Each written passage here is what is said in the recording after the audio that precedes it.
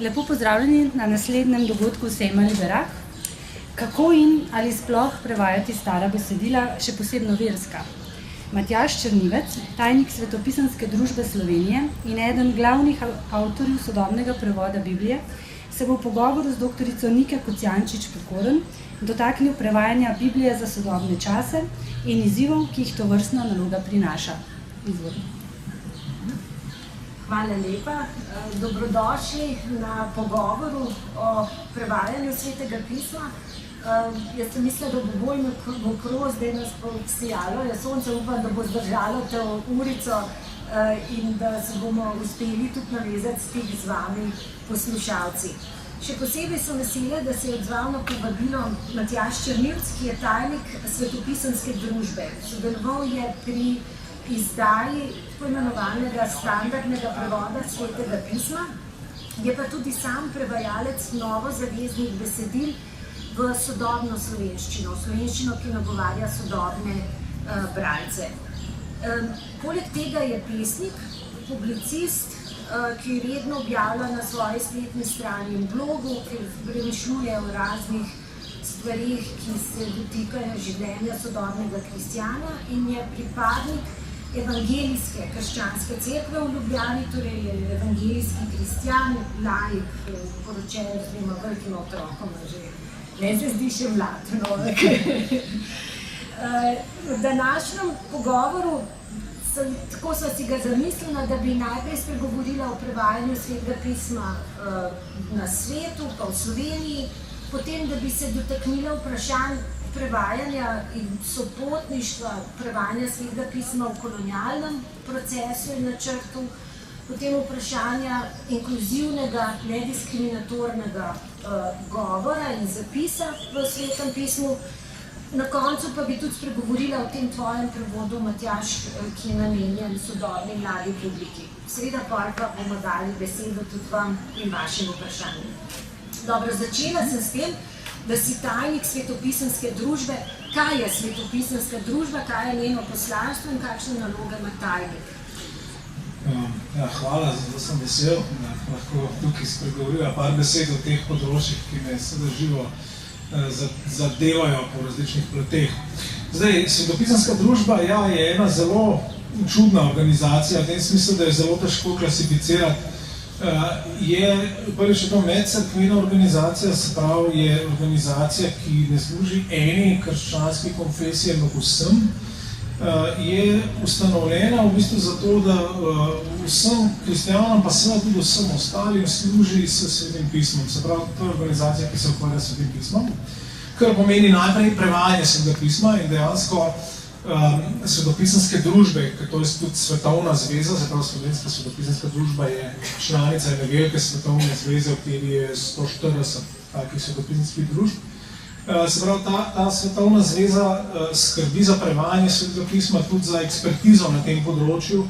Se pravi, je tukaj prav poseben, kaj bi rekel, en del našega poslanstva, je prav tudi ta čisto strokovna plat, prevodoslovna plat, če rečemo, kako naj bi se teksti prevajali. No, potem drug vidik je seveda, da se Sveta pisma širijo, ali da se prodajajo, ali da se jih tudi deli zastonj, če ljudje ne morejo kupiti. Potem je pa seveda tudi pomoč pri uporabi Svetega pisma, pri angažiranju ljudi. V glavnem, seveda mi izhajamo iz prepričanja in iz izkušnje, da je to sporočilo nekaj živega, nekaj, kar deluje, nekaj, kar tudi danes transformira življenjem. To recimo so glavni vidiki in smo pravzaprav v osnovi organizacije, ki ima neko poslanstvo, neprofitna, naš del je pa tudi založniški, s tem, da založniški je strogo neprofiten v tem smislu, da smo nepridobitni, tukaj gre za poslanstvo. Kakšne naloge ima tajnik Svetopisanske družbe? Zdaj, v majhni Svetopisanski družbi, kot je slovenska, pomeni, da praktično delam v enem dnevu 7 različnih shiftov. Od tega, da eno popravljam Windows, ki mu ne dela, do tega, da se je treba zmeniti, ker tam nekaj pušča, do tega, ker je treba tam neke računovodske stvari narediti. Ne vem, pa do tega, ki je tam na spletni strani neki, pol se treba zmeniti s tem partnerjem, z unim, pol je treba imeti kakšen pogovor na filofaksu, no potem pol je pa mogoče še kaj časa tudi, da kaj prevajam, tako da je zelo pestro, tako da imam pa nalogo nekako operativno voditi naše delo, seveda strateško pa naše delo vodi upravni odbor, v katerem so predstavniki različnih cerkva. Hvala. Zdaj, svetopisanska družba, si rekel, je ena od osnovnih nalog, je tudi, da pomaga pri prevodih Svetega pisma v različne jezike. In dejansko je, zato govorimo o tem besedilu, to besedilo je izjemno Sveto pismo po tem, da je prevedeno v najštevilčnejše, torej arzenal ciljnih jezikov, je prav samo Sveto pismo je absolutno zmagovalec na tej lestvici največkrat prevedenih besedil. Zdaj, gledala sem statistiko leta 2017, imate celotno Sveto pismo prevedeno v 670 jezikov, vsaj kakšen delček Svetega pisma pa najdete v več kot 3300 jezikih. In med temi so nekatera zelo bizarni jeziki, naprimer klingonščina, to je jezik planeta Klingon v tej znanstveno-fantastični nanizanki Zvezdne steze. Najdete Sveto pismo tudi v določene dele, psalmi so zelo popularni za prevajanje v sleng. Ga imate v slengu teh pouličnih tolp, 23. psalm, ki se glasi v našem standardnem prevodu. Tudi če bi hodil po globeli smrtne sence, se ne bojim hudega, ker si ti z menoj. To po angliško v tem prevodu se glasi: And even though I walk through the hood of death, I don't back down, for you have my back. In podobno imate tudi v Havaji, Pidgin Bible se začne da boss above, naprimer, se začne ta isti psalm. Zdaj, določene starozavezne zgodbe, naprimer zgodba o potopu, se prevaja celo v ples. Za afriška plemena jih te njihovi v bistvu vrači preoblikujejo v ples. In zdaj slovenska zgodovina prevajanja Svetega pisma je tudi ena najstarejših. Mi smo v bistvu 14. prevod Svetega pisma, je 14. jezik na svetu, ki je dobil prevedeno celotno Sveto pismo. Do zdaj smo jih prevedli 7-krat v celoti. Zadnji je nastal leta 1996 in to je ta standardni prevod, v katerem sva začela v bistvu pogovor. 16 let je nastajal ta prevod, ponavadi je to ena taka dolga procedura, pri kateri sodeluje veliko ljudi. In ta prevod imenujemo ekumenski, kar pomeni, da ne priznava kot uradno besedilo samo katoliška cerkev, ampak tudi evangeličanska, binkošna, baptistična in pa cerkev, Kristusova cerkev bratov. Zdaj, prihaja še nek nova reč, revidirana, nek Jeruzalemska Biblija, torej ta bo 8. prevod, ki pa bo zopet samo katoliška. Zdaj, kakšna je bila vloga svetopisemske družbe pri izdaji tega standardnega prevoda iz leta 1996, pa zakaj se pravzaprav Sveto pismo tako pogosto prevaja?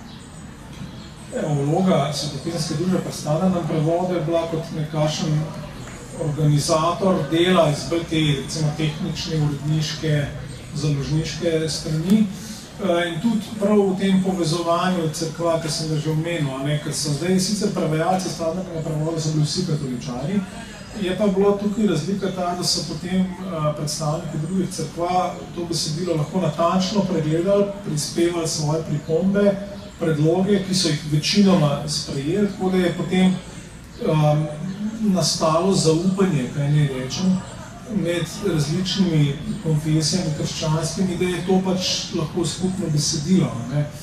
Tako da tukaj to bi rekel, da je mogoče glavna zasluga svetopisemske družbe in tudi sicer pač, ja, naš namen je, da vzdržujemo, kaj ne rečem, ta skupni tekst, ki povezuje, ki ima v tem smislu lahko vlogo nekega standarda, čeprav seveda se ga da tudi še izboljšati in tako, nobena stvar ni perfektna. Ja, zakaj se Sveto pismo tako pogosto prevaja? To je v bistvu zelo široko vprašanje. Ne samo zdaj po številu prevodov, tudi zgodovina prevajanja Svetega pisma je verjetno čisto unikatna, je to tudi v zgodovinskem smislu najbolj prevajano besedilo. Imamo prevod Stare zaveze že v stoletjih pred Kristusom iz hebrejščine v starogrščino, tako imenovana Septuaginta, pa potem zelo malo zatem prevode v latinščino, koptščino, sirščino in tako naprej. Se pravi, svetopismo se je že že v antiki pogosto prevajalo, celo tudi večkrat. Se pravi, ja, v osnovi je razlog, zakaj se to prevaja, je kar sporočilo. In tukaj je recimo zanimivo, ne, svetopismo recimo kot sveta knjiga kristjanov je tle specifična, če jo primerjamo s svetimi knjigami drugih verstev. Prav recimo Koran kot, ne, je v osnovi neprevedljivo sporočilo in pravzaprav ti prevodi Korana, ki obstajajo, se v bistvu označujejo kot razlaga. Sploh se ne sme reči, da je prevod, ker Koran je samo original, arabščina nič drugega.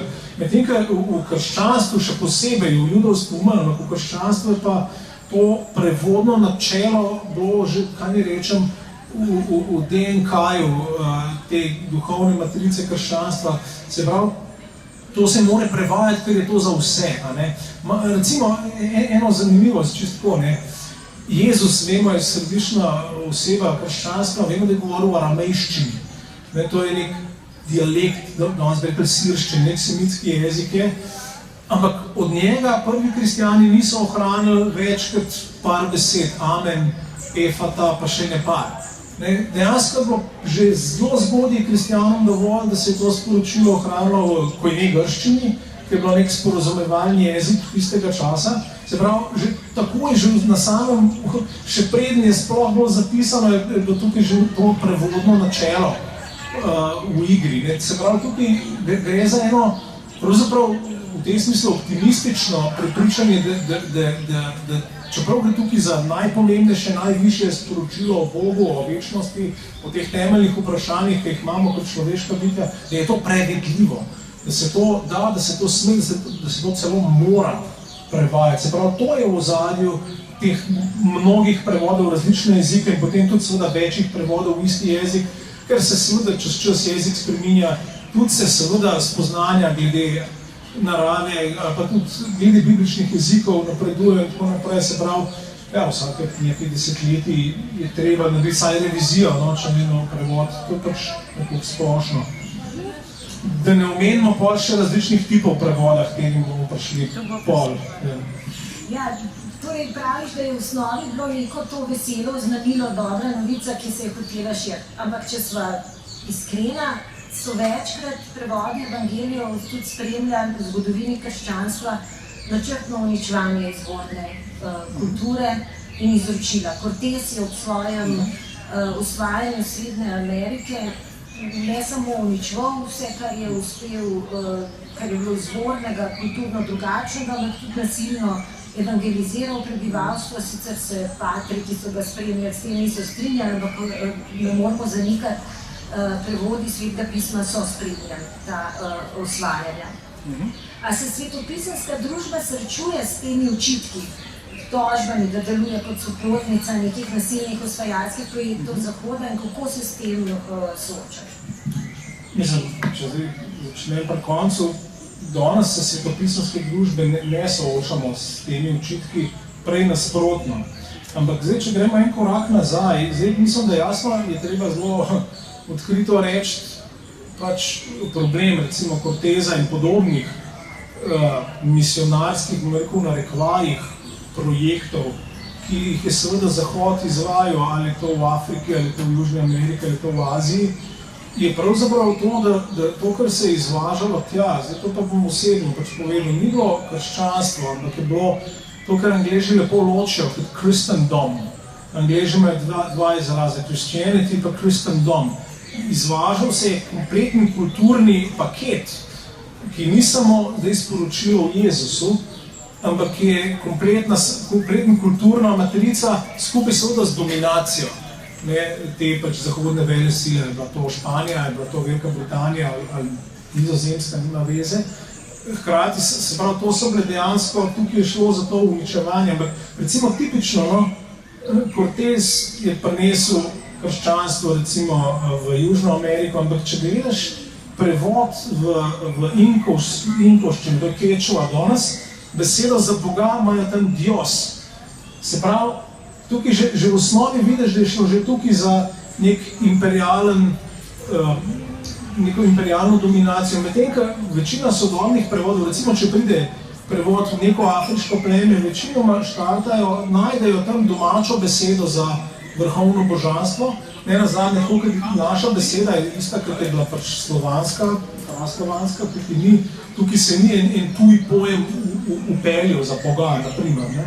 In tukaj se pravi, večina sploh sodobnih prevodov gre v obratni smeri, ne? Pazi na to inkulturacijo, da seveda določeni elementi te ciljne kulture, da seveda so taki, da se jih da inkorporirati v prevajanje. Se pravi, gre celo obratno. Jaz mislim, da v današnjem času je ta želja, ker svetopisanske družbe imamo željo, ambicijo dejansko prevesti vsaj kakšen del Svetega pisma v vse svetovne jezike. Mislim, da danes ima ta napor točno obratno funkcijo ohranjanja jezikov, ker vemo, da jeziki izumirajo. In to, da se neki jezik zapiše, ker to ti nekaj prevedeš nekam, dostakrat pomeni, da moraš najprej sploh definirati jezik, to, kar ga je mnogo Primož Trubar pri nas pred slabimi 500 leti, definirati slovnico, definirati pravopis, vse.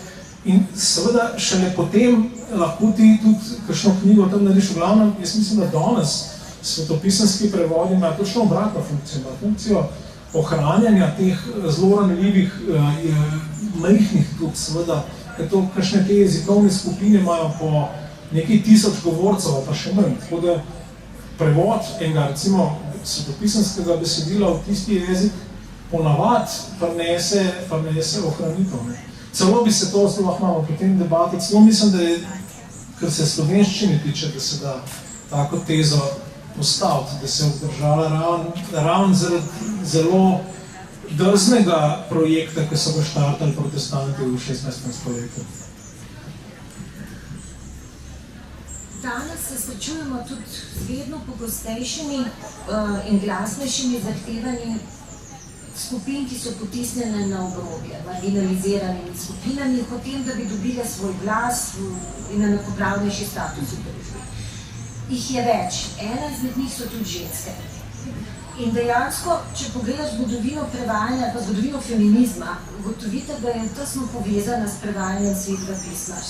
Še posebej v 19. stoletju v Veliki Britaniji je bilo nekaj izjemnih strokovnjakov in jezikoslovk, ki so začeli argumentirano opozarjati na problematične prevode Svetega pisma v angleščino in sicer po pretirani, nepotrebni uporabi moških zaimkov, samostalnikov, ki so označevali prvenstveno moško populacijo. Naprimer, govor na gori se je začel blessed is he who, kot da nagovarja zgolj samo moške. Kasneje pa iz feminističnega tabora začel prihajati tudi do veliko bolj radikalnih zahtev, po tako imenovanih inkluzivnih, nediskriminatornih prevodih. Izhajalo je to iz prepričanja, da si predstavljamo Boga kot moškega in da zaradi tega na nek način izključujemo ženske z nekega polnega sodelovanja v krščanski veri. In tako so nastali ti prevodi, kot se je naprimer namesto Bog oče prevajalo Bog oče in mati. Kakšno je stališče svetopisanske družbe do tega in tvoje osebne? Ja, tukaj je zdaj veliko različnih vprašanj odprtih. Ja, seveda, vsak prevod je prenašanje, je neka mediacija med eno kulturo in drugo kulturo in med enimi stvarmi, ki so v eni kulturi normalne in pričakovane in potem med situacijo, kjer so lahko pričakovane drugačne stvari. Zdaj, svetopisanske družbe nimamo ene enotne politike glede teh stvari. Namreč je tako, vsak prevod nenazadnje je delan za določeno ciljno publiko in je treba to upoštevati. Se pravi, treba gledati dejansko vsak prevodni projekt posebej, kaj je njegova specifika, koga hoče doseči, koga hoče nagovoriti. In potem se glede tega potem tudi določi strategijo v zvezi s temi vprašanji. No, zdaj, nasplošno, vsekakor je tako, recimo ravno strokovnjakinja, ki spremlja ta naš prevod, dinamičen je ženska in je vrhunska prevodna strokovnjakinja. Tako da tle bivše družbe v tem smislu vsekakor priznamo pomembnost, da se sliši tudi ženski glas v teh sferah. No in tudi zdaj, kar se tiče tega, normalnega, inkluzivnega jezika, kot je recimo Blagek ali pa kaj druge, tukaj večina sodobnih prevodov zdaj tako prevaja, ker se vidi, da res ni nobene prave osnove, da bi tukaj ustrajal z nekimi moškimi zaimki ali pa in tako naprej, ker gre za pač, ker je jasno, da je moški zaimek, recimo v tisti kulturi, vključeval vse. Danes pa, če želimo vključiti vse, povemo drugače. Čeprav je prevajalec, če hoče biti zvest, mora pravzaprav prevesti inkluzivno, ker če ne zavaja. Tukaj potem naletimo na problem dobesednega prevajanja, v katerega se tudi lahko še spustimo, ker dobesedno prevajanje še zmeraj, sploh se mi zdi pri prevajanju verskih tekstov, ima nekako neko aureolo nedotakljivosti. Jaz pa osebno mislim, da je dobesedno prevajanje zavajajoče. In to lahko globoko zavajajoče, lahko navedem tudi primere tega. No in enako je tukaj, zdaj, če nek grški zaimek, ki je moški, dosledno slovenskim moškim zaimkom prevajamo, enostavno je komunikacijska situacija toliko drugačna, da v bistvu potvarjamo izvirnik, če vemo, da je bil tam inkluziven. Se pravi, to je recimo en sklop problemov. Zdaj tole, kar si pa omenila, vprašanje, zdaj, ki greš pa recimo Božje ime prevajati, tako da je rata Bog sam, oče in mati hkrati. To imamo primere takih prevodov tudi, recimo v nemščini je pred, ne vem koliko, recimo 10 leti je šel prevod Bibel in gerechter Sprach, ki je zelo radikalno posegal tudi v tole nota. Zdaj, tukaj pa tako, tukaj pa mislim, da prvič je tle se po eni strani bi lahko nekdo to kritiziral čisto iz teorije arhetipov, čeprav je to sodoben pristop. Globi je pa to, treba je malo mogoče globi v analizo izvirne kulture pa izvirnih pojmov. No in tam je pa ena stvar, ki je manj znana, čeprav se zdaj poudarja večkrat, da prav recimo zgodne krščanski teksti, morda že tudi judovski teksti so poudarjali eno stvar, da je Sveti Duh kot tretja oseba trojice, da je v izvirnih jezikih ženskega spola. Tako v hebrejščini kot v aramejščini obstaja en logion od Jezusa, ki ga ni v Svetem pismu, ampak je med tako imenovanimi agrafa, zapisanimi izreki, kjer Jezus govori, moja mati, Sveti Duh, me je odnesla na visoko goro. Se pravi, se zdi, da je ta, se pravi, ženski vidik, da je v Boga, če tako rečemo, da je vsebovan v tem pomembni, v tej osebi Svetega Duha.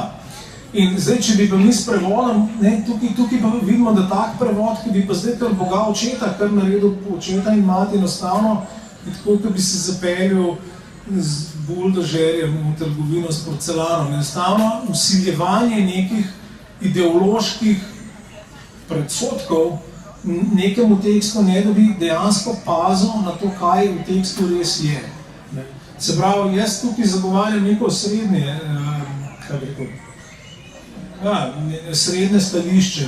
Absolutno se mi zdi, je treba prevajati inkluzivno tam, kjer izvirnik je tak. Se pravi, obstaja pa tudi to, da če prevod preveč preneseš na drugo stran, se pravi na stran ciljnega jezika, ciljne kulture, potem si pa seveda v tveganju, da si že temeljno sporočilo predrugačil. Je pa to seveda dilema vsakega prevajalca in neko nočna mora. Kje je tista prava sredina? Kje je tista optimalna sredina? Si ravno v tem dela spregovoriti še o tvojem prevodu, kjer iščeš ravno to mejo prilagoditve. Kot sva rekla, Sveto pismo je besedilo, ki je prevajano največ jezikov, svetovnih jezikov, pa tudi besedilo v mnogih kulturah, ki je najpogosteje ponovno prevajano. V angleščini imajo okrog 900 prevodov v različnih Svetega pisma. In zdaj v slovenščini smo rekli, jih imamo tudi več in eni izmed njih, saj del teh novozaveznih besedil si tudi ti prevedli. Zdaj, ravno kar prihaja, pred kratkim je bila izdana tako imenovana Jeruzalemska Biblija, Nova zaveza, in v tem prevodu so se prevajalci spet segali po rešitvah, ki smo jih našli prej v starejših prevodih. Naprimer, v standardnem prevodu Svetega pisma najdete sintagmo Gospodova služabnica sem. Zdaj v tem novi jeruzalemski izdaji je to zapisano kot glej, dekla sem Gospodova. Gre na to staro rešitev. Na eni strani se vračamo v preteklost, ti v svojih prevodih gledaš pa naprej, se pa odločaš za nek jezik, ki je bližje sodobnemu bralstvu. Jaz sem zbrala samo enega iz Lukovega evangelija. Angel pride k Mariji in reče, da bo spočela dečka, in Marija mu v standardnem prevodu odgovori, kako se bo to zgodilo, ko ne pozna moža. V tvojem prevodu reče, veliko bolj morda razumljivi dikciji, reče, kako zanosila, je odvrnila Marija, saj ne spiva skupaj. Zakaj si se odločil, za to bomo je namenili? Ja, kot sem že prej rekel, za ta prevod smo se odločili skupaj na Svetopisemski družbi po veliko tehtnem premisleku. In pravzaprav tukaj ne bi želel to postaviti zdaj kot nujno boljši ali slabši prevod, ampak kot sem prej nakazal, zelo pomembno je razmišljati, kakšna je funkcija nekega besedila. In zdaj res pa je, da vsi slovenski prevodi od Trubarja naprej bolj ali manj sledijo enemu in istemu prevodnemu načelu, ki je, recimo, je nekje v parametrih dobesednega prevoda. Kakšen prevod je nekaj manj dobesedni, kakšen manj bolj, ampak vsi so tam. In enostavno smo na Svetopisemski družbi v eni točki videli, je pa potreba potem, da bi naredili nek prevod, ki je pa narejen po povsem drugačnem načelu, ki je, recimo, se lahko temu rekel, dinamično ali pa funkcionalni prevod, funkcionalne ekvivalence, kjer želimo sporočilo dejansko prenesti v govorico, ki ni cerkvena. Zdaj, zakaj je temu tako? Zdaj, prvi problem je v tem, kot sem že na začetku rekel, svetopisemsko sporočilo je nekaj aktivnega, nekaj, kar je sposobno nagovoriti dejansko vsako generacijo, vsakega človeka, ampak zdaj ti sodobni prevodi lahko, sploh ljudem, ki nimajo stika s cerkvijo, lahko postavljajo jezikovno pregrado. Namreč, če vzameš standardni prevod, da odpreš kjerkoli, boš najdel izražanje, ki ga ne boš našel nikjer drugje v slovenščini, tudi ne v slovenski literaturi. Tam je poseben biblični slog, kot se mu reče, ki je pa bolj ali manj v bistvu, kaj bi rekel, izhaja iz dobesednega prevajanja grških in hebrejskih jezikovnih struktur, ali pa metafor tudi, tukaj imamo metaforo ne poznam moža, ne poznam, kaj je zdaj to danes. Je pa pomen spolni odnos, zelo jasen pomen ima ta beseda v Svetem pismu. In seveda ta biblični slog je zdaj tako, lahko deluje kot nek interni kod za tiste, ki so recimo. No, ampak, kot sem že na začetku rekel, že sama narava sporočila in tudi narava Jezusovega dela, pa je dela prvih Jezusovih učencev je bila taka, da je pa te okvire lomilo in more nujno iti ven. Njih brigala aramejščina, oni se hoteli to v kojne splošni grščini izraziti, da bo vsem razumljivo. No in že sama ta odločitev je pomenljiva. Namreč, če je v tistem času nekdo hotel pisati kaj resnega, kaj o Bogu, o teh velikih vprašanjih, se je vedel, v katerem jeziku, da tako rečem, mora pisati. Mora pisati v klasični grščini. Ampak novozavezni teksti niso v tem visokem jeziku, ampak kojne grščina je grščina take, vsakdanjega sporočanja. In prav, recimo, zanimivo je, res je, da nekateri avtori verjetno klasične grščine sploh niso obvladali. Marko gotovo ne. Zanimivo pa je, recimo, da Luka, evangelist, pa napiše prve 4 vrstice, tisti uvod v evangeliji napiše v visoki klasični grščini, točno tako kot grški zgodovinar super, ne, no potem pa neha, ne, ker bi hotel reči tako, vse jaz znam, jaz vem, kako se to piše, ampak tle se tega ne gremo. Tukaj je sporočilo toliko preveč pomembno, da bi se šli te igrice, ne vem, z nekim visokim stilom. Tukaj treba dati prednost preprostemu sporočilu, ko ne predskosno. In to je mogoče ta ozadje tega prevoda. Zakaj smo rekli, dajmo poskusiti narediti en tak prevod, ki na ta način prinaša čez to sporočilo.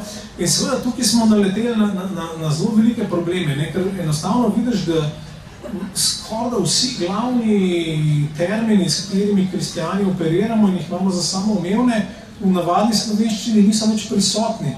Že sama beseda vera je problematična, milost problematična, Kristus problematičen naziv, cerkev in tako naprej. Vse te besede so v izvirnem kontekstu zvenele in imele konotacije, ki jih danes že zdavni več nimajo. In danes imajo pa te besede konotacije, ki so prišle predvsem ven iz krščanske zgodovine, ne pa iz izvirnega okolja. Se pravi, mi tukaj v enem smislu smo se, ta majhen tim, ki je za tem, smo se odločili, da bomo čist zavestno opustili cerkveno govorico. Tako da vere tle not ni več, ali pa večinoma je ni več, je zaupanje, milost je ponavadi dobrota ali pa nezaslužena dobrota ali pa kaj tazga, cerkev je skupnost, Kristus je Mesija in tako naprej. Večina teh temeljnih pojmov vidimo, da je prvič, da je v izvirniku je zelo močnih, ampak da če danes prevedeš temi klasičnimi prevedki, enostavno ne odzvanjajo v sodobnem jeziku. Se pravi, besedilo je namenjeno ljudem, ki ne poznajo cerkvene govorice. S tem, da bi pa šel mogoče še malo en korak naprej. Tudi ljudje, ki poznajo cerkveno govorico, se mi zdi, da dostikrat ne morejo prav razumeti, recimo standardnega prevoda. Imam eno vrstico, ki jo zmeraj rad citiram. Na začetku pisma Rimljanom apostol Pavel napiše takole: v evangeliju se razodeva Božja pravičnost, ki je za vsakega. In zdaj, če evangelij razodeva Božja pravičnost, Slovenc očitno ne more drugače, da bi razumel, da je ta pravičnost nekaj, kar ima Bog, da se kaže, kako je Bog pravičen. In grška konstrukcija, genitivna, ki je tam uporabljena, bi sicer lahko tudi to pomenila, ampak v grščini čist legitimno tudi drug pomen, ki ga dejansko ima na tem mestu, in ta dikaiosine keu tukaj pomeni pravičnost, ki prihaja od Boga. Se pravi, dobra novica v Jezusu kaže, kako Bog opravičuje človeka, se pravi, kako Bog daje pravičnost. In to trdim, da tukaj nekdo, ki ne pozna grščine, pravzaprav tudi standardnega prevoda ne bo prav razumel na takih mestih, kot je tole. Se pravi, tukaj je moj, tle je moj izziv, da pač seveda dobesedni prevodi ima lahko tudi svojo funkcijo. Tipično zdaj, recimo to, kar so v Jeruzalemski naredili, se mi zdi enostavno prilagoditi v liturgiji. Tukaj so vzeli v bistvu formulo, ki se uporablja pri liturgiji in ki pa seveda dekel danes nimamo več, to je iz enega feudalnega okolja. Dobesedno bi pa mogla biti sužna, itak. Tako da. En kolega, kot so tele, ki tukaj sedijo, je delal diplomsko nalogo in je še čist svoj osnutek prevoda primerjal in spraševal v eni od cerkva različne skupine bralcev, kako se jim zdi, in jih primerjal standardnim prevodom in se je zelo jasna ločnica pokazala med starejšimi bralci in mlajšimi bralci. In starejšim se je zdel škandal, to, kar počneš. Da neko svetost odzemaš besedilu, medtem ko so mladi rekli, da mu da končno razumejo, zakaj v besedilu gre. Zdi se, da se navadimo določenih zadev, teh, ki slišimo v mladosti, se nam zdijo, da so pravi prevodi. Še celo tako je. Mislim, da je ločnica bolj ta ljudi, ki so v cerkvi, ali pa ljudi, ki niso v cerkvi. Oni tudi mladi v cerkvi so bili včasih izredno kritični, ker so imeli v ušesih, kako bi se morali slišati, in so tole doživeli kot nekaj ikonoklastičnega. Medtem, Razni drugi so pa rekli, ne, super, ne, tudi končno lahko nekaj slišim, končno lahko nekaj s tem tekstom naredim, prej mi je bilo pa čudno vse skupaj. Zdaj imamo še nekaj časa za vaše vprašanja. Bi se kdo pogledal? Ja, pripombe, kritike, odgovore.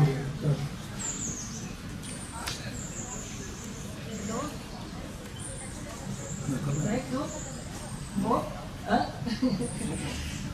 Ja, tam. Izvolite.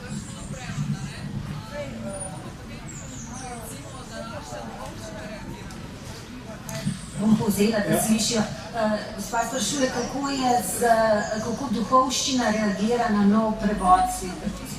Različno. Namreč, seveda nekateri, ki jim gre predvsem za recimo vlogo varuha tradicije, so zgroženi, medtem ko drugi, ki pa se zavedajo, da je evangelij nekaj živega in ki ga je treba na živ način posredovati, so pa navdušeni. Tako da imamo oboje. Tako da, ja.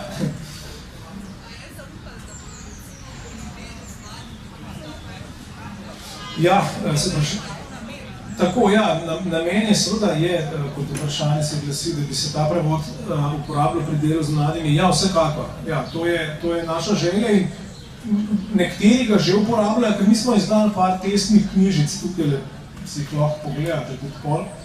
V eni je Lukov evangelij, pa par pisem, v drugi so apostolska dela, v tretji, ja, se je bilo, Marko evangelij. Ja, in se testno že uporablja, tudi seveda, zadeva je za nas tudi seveda pilotska, je eksperiment, tudi sami si še iščemo, recimo nekaj stvari, ki smo jih v Lukovem evangeliju prevedli, tako in tako, zdaj, recimo zdaj prevaja Matejev evangelij, vidimo, je treba drugače, tako da, in tudi seveda iščemo odzive publike, in to je v tem smislu je stvar odprta, želimo povratne informacije iz terena in tako, ker želimo slišati, ali gremo v pravo smer ali ne, ampak tako, v celoti vzeto so odzivi pozitivni, no smo prepričani, da je dobro iti naprej. Lahko, Matjaž, da poveš, kje pa se da dostopati do materijala, do teh prevodov, do drugih prevodov? Ja, zato sem pozabil povedati že na začetku, ja, Svetopisanska družba ima stran biblija.net, na kateri so vsi, pa večina obstoječih slovenskih prevodov Svetega pisma, tudi tile teksti so tam gor pod kratico ŽJ, tako da si jih lahko pogledate, ti, ki so zdaj prevedeni. Zdaj razvijamo tudi novejše stvari, če vas zanima, si lahko pogledate slv.global.bible, je pravzaprav spletna stran, ki je pa že blizu aplikaciji in tam lahko vidite tudi nekaj svetopisanskih tekstov. Drugačno, za tale projekt je tudi posebna spletna stran zivo.svetopismo.si. Čeprav vem, so tudi prevodi, imaš tudi angliškega, škoda se da prav za prevajalce, je morda eno zelo koristen vir, ker lahko mogoče povej, da je Sveto pismo razdeljeno na neke enote, je z lahkoto se išče. Ja, poleg slovenskih prevodov je kar nekaj tujih prevodov, tudi tam gor, angliških, nemški, francoski, španski, baskovski, če koga zanima, romunski, tudi hrvaški je več prevodov, no. Zdaj, za iskanje po Svetem pismu, ja, Sveto pismo so razdelili pozneje, to ni originalno, so ga razdelili na poglavja in vrstice, in se pravi, vrstica je ponavadi en stavek ali pa dva stavka, zato so kratki koščki besedila, in zdaj, če hočeš zelo eksaktno povedati, katero mesto v Svetem pismu iščeš, poveš ime svetopisanske knjige, recimo v po Luku, drugo poglavje je peta vrstica. To se da tam iskati, da se pa iskati tudi po besedah, če ne veste, kje je kaj, na biblija.net imate iskanje besed, napišete besedo ali pa besedno zvezo, pa vam bo našel, tako da to obstaja. In iskanje je pravzaprav kar zelo zmogljiv, tudi malo kompleksna besedilna iskanja izvajati, če to radite.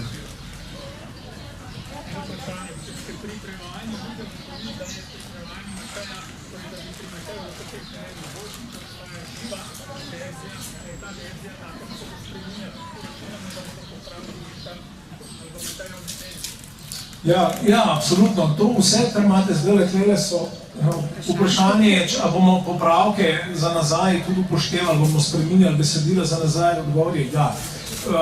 Tole so vse pilotske verzije.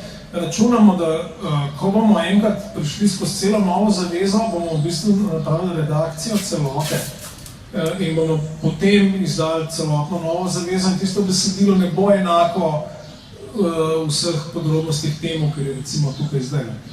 Tako da, to je v tem smislu je živ projekt tudi, ja.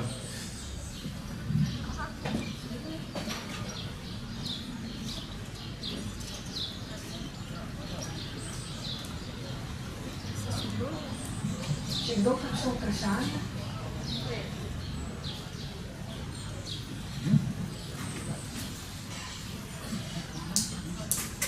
Ja.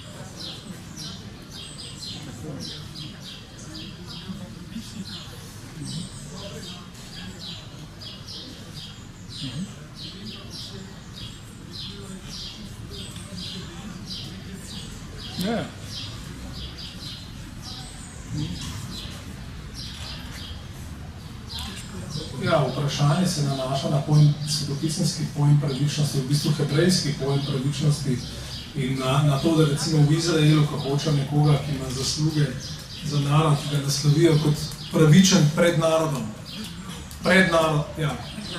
Prednarodi celo, to je eno od teh lepih izzivov prevajanja Svetega pisma, je pravzaprav to, da se v teh ključnih pojmih se vedno skriva bistveno več, kot se v teh naših, recimo, klasičnih prevedkih. In absolutno drži, da svetopisemski pojem tzedaka, se pravi pravičnost, recimo, da je veliko bolj bogat in sploh ni na prvem mestu juridičen. Gre bolj za pravi odnos, biti tak, kot je prav. Za to gre. No, in recimo na to mesto v pismu Rimljanom, angleški prevod, Contemporary English Version, prevaja kar tako, da evangelij kaže, kako nas Bog sprejema, how God accepts us. Ker gre za to, pravičnost tudi meni biti v pravem odnosu z Bogom. To je tle ta koncept, ki je v zadnji. In seveda, nekdo, ki prebere v slovenščini pravičnost, ne bo tega tako dojel. Zato pravim, in tudi mi, ki prevajamo recimo ta pojem, zdaj pismo Rimljanom še nismo, ampak ta pojem je pogosto v Novi zavezi, ponavadi prevajamo na ta način, da opozarjamo na to komponento odnosa, biti v pravem odnosu z nekom, z Bogom in tako naprej. Je pa res, da izraz pravični v Novi zavezi na določenih mestih lahko kar pomeni kot zgledni, kot tisti, ki so zgled tega, kako se prav živi in tako naprej. Tako da, vsi ti biblični pojmi so veliko bogatejši kot recimo ena ta beseda prinese čez. Vera je recimo drug tak pojem. No, tukaj vsakmo, ki gre mečkano v hebrejščino, po grščino pogled, vidi, da je v spredju oseben odnos. Vera za Slovence je nekaj, kar ti razumsko sprejmeš, in se pravi nekaj, kar verjameš, da je tako in tako. Medtem, ker temeljni koncept in v stari Novi zavezi je pa pravzaprav zvestoba in je nekdo, na kogar se ti zvesto nasloniš. Se pravi, gre za eminentno oseben odnos, gre za zaupanje, gre za lojalnost, gre za zanašanje. In tukaj je ta, recimo, sprejemanje verskih resnic tukaj v ozadju. Je pa to ključen pojem, vera v vernih ljudeh in tako naprej. Ta središčen pojem spet je očitno neprimerno bolj bogat In celo mislim, da beseda vera ga izredno stanjša in naredi plitvega. Pač tukaj smo na področju verovanja, jaz verjamem to, ti verjameš to, ok. Zato ne gre za to, tudi gre za to, komu zaupaš, gre za to, komu si zvest, gre za to, a razvijaš, a je to temeljna kvaliteta v tvojem življenju. To je pa čisto druga zgodba. Se upravičujem, če te vzad, ampak vprašanje so zadnje. Še put. To vidim, da še smer praviš pač nova pa stara zaveza. To testament je tukaj jasno definiran kot zaveza, je tukaj za izročilo, nekaj, kar je nekdo nekomu zapustil, predal in tako naprej. Ja, ponoviti vprašanje, a je izraz stara pa nova zaveza primeren, ali bi bilo boljši testament? Ne, izročilo, recimo. Izročilo. Ja, zdaj, ok, jaz tukaj, rekel, zdaj te dva izraza uporabljam zdaj čisto oportunistično, ne da bi ju prej detaljno premislil. Zdaj, v samem prevodu tega nimamo.